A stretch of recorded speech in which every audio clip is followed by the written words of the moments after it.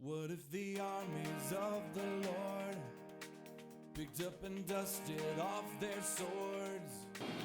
Okay, well, we've got all of our staves for the mast cut into the proper shape. They're straight up until here, and then they taper down. One edge of each, we have a V-groove cut. So the way it's going to work is each one will sit in the V-groove of the previous one. I'll use these to demonstrate.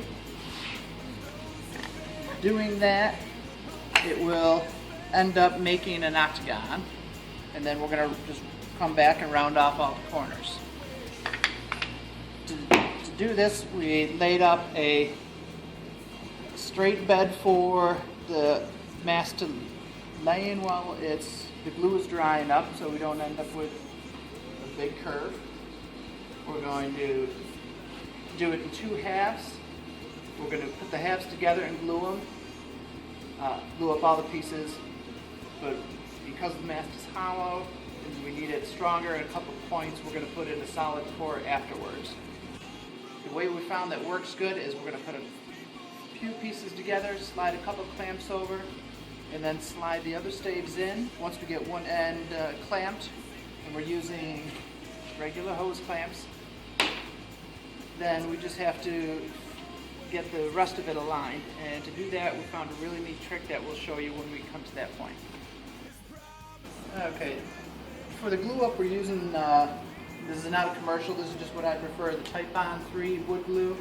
It's an excellent glue, good strength, but it's also waterproof glue. I'm just taking a little dish of the glue and I'm just going to paint it in 6 out of the 8 staves. And then we'll assemble the pieces together. Okay, because we are on a time constraint, once we got the glue brushed on all the different pieces, we had to put the camera down while we're assembling them. So the way we did it is we put the bottom half together, slid 2 of the clamps over, and then slid the pieces in one by one. Now this time it worked a little better, but when we initially did the dry fit, the other ends didn't want to go together. As I rolled it along the table and was working my way down, they all snapped right in place. So if you do have trouble with that, give that a shot. But we're just going to set the clamps in place every 10 inches to a foot or so, spread them out, get them snug, and then we'll go back up and work from one end up, tighten up nice and tight. Now you don't want to tighten them up that you lose all the glue, but you do want a fairly snug joint with a little bit of squeeze out.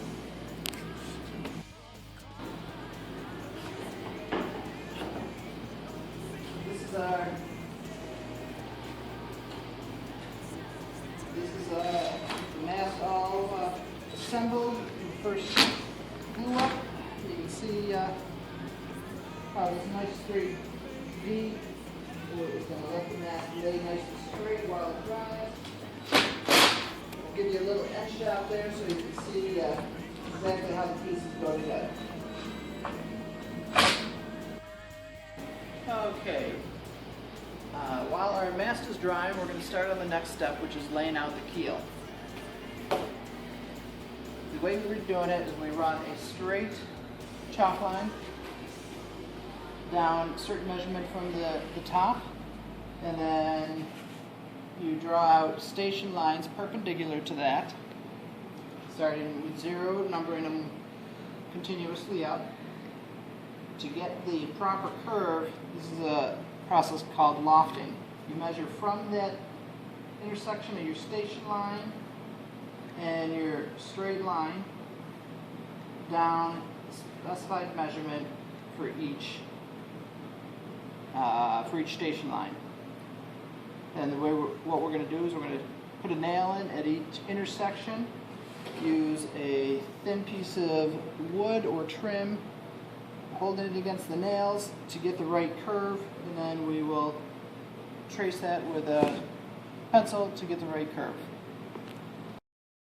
Okay, so we have all our nails in place at our station lines. We held the this cutoff. It's a nice thin, even strip, so it's got a nice curve or flexibility to it. Hold it against the nails and trace the lines. You have to make sure you're pulled tight against the nails as you go, and gives you a nice curve. Now, this particular maker didn't guarantee that all their measurements were dead on exact. They said once you're done, you want to put your face down near the board, sight along, to make sure you had a good curve. And we did change one spot. We didn't like the way the end flared up too thin, so we did adjust that a little bit. Okay, so we got our first keel piece. There's going to be a double thickness of it, but we got the first one cut out using our lofting lines. For the second one, we're going to lay the first on top of that, but because there's several different pieces in it and we want the joints staggered, we had to lay it up like this. And now we're just going to trace our contours from the first piece onto the second level, or second layer, and then we'll cut that out the same way we did the first. Okay, we're about to start the glue up on two of the keel sections. We're using the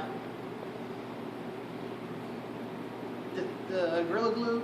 It's water-activated urethane glue, so we took a very slightly damp rag and went over both halves first. So we're just going to squeegee it on, or spread it on liberally on both halves.